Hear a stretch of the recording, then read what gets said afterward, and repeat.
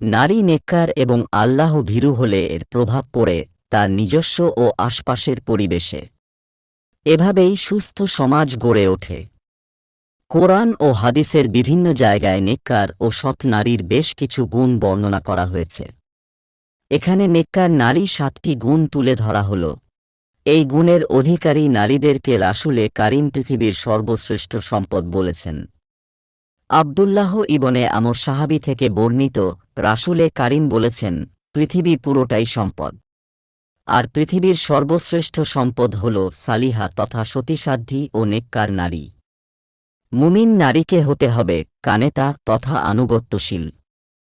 কানেতা শব্দের ব্যাখ্যায় আল্লামা কাতাদা বলেন, আল্লাহ তাআলা ও স্বামীর অনুগত নারীরা। আবু হুরায়রা সাহাবী থেকে বর্ণিত, রাসূলে কারীমকে করা হল, কোন নারী উত্তম?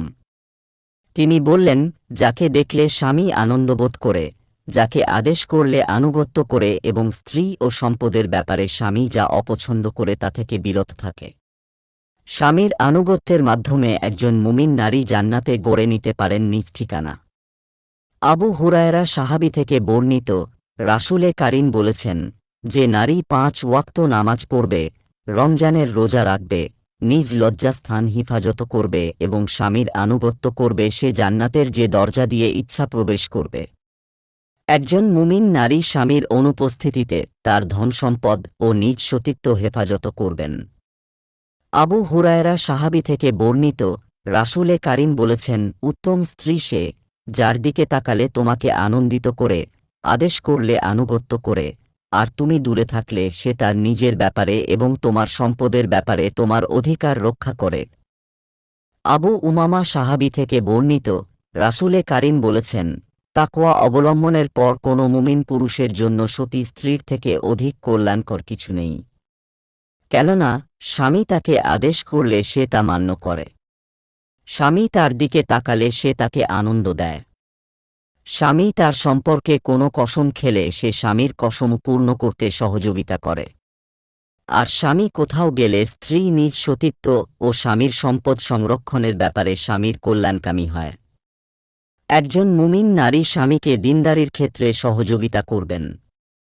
সাহাবায়ে কেরামগণ একবার রাসূলুল্লাহ সাল্লাল্লাহু আলাইহি ওয়াসাল্লামের কাছে আবেদন করলেন, আমরা যদি জানতাম কোন সম্পদ সর্বোত্তম যা আমরা অর্জন করব, তাহলে কতই না ভালো হতো।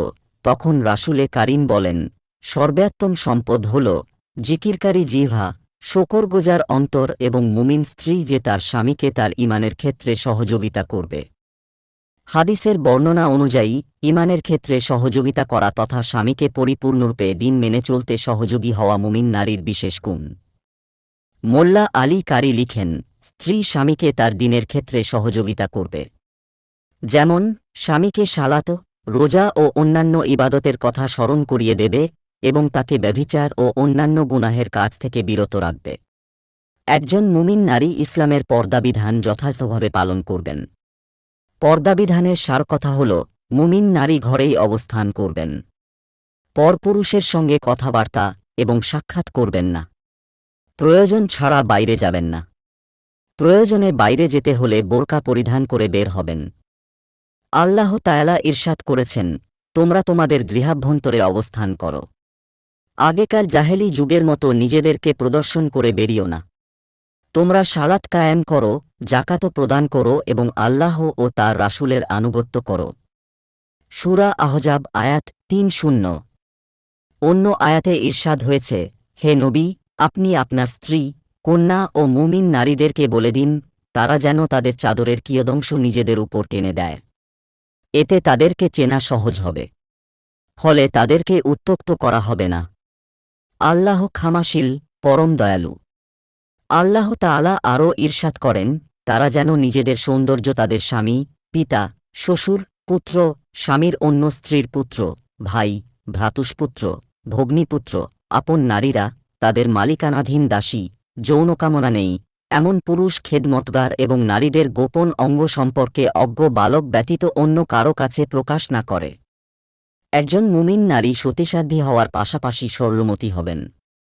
আল্লাহ তাআলা ইরশাদ করেছেন, যারা সতীসাধ্বী সরলমতি মুমিন নারীদের প্রতি অপবাদ আরোপ করে তারা দুনিয়া ও আখিরাতে অভিশপ্ত, আর তাদের জন্য রয়েছে কঠিন শাস্তি।